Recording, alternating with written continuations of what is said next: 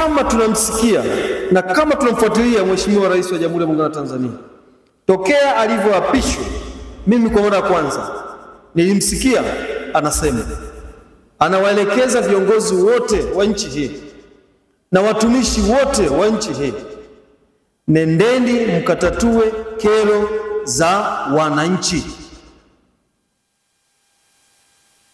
Anasema hivi. Sasa hapa mimi nazungumza na waangalia watumishi wote mpaka ngazi ya kata, mpaka ngazi ya kijiji. Kwa level hii tunaweza kusema tunaongelea ngazi ya halmashauri. Nyinyi pia mlielekezwa, nendeni mkatatue kero. Mimi ninashukuru sana CWT. Kwanza mmemunga mkono Mheshimiwa Rais. Mheshimiwa Rais ni bingwa na kinara wa kusikiliza kero, tena kwa utu.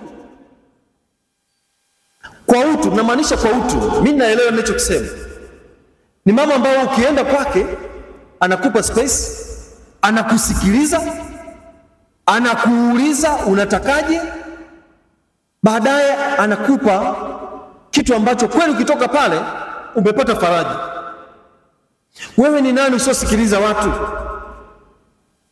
Nimesikiliza hapa katika maneno ya salamu ambazo zilitolewa, kuna changamoto ya lugha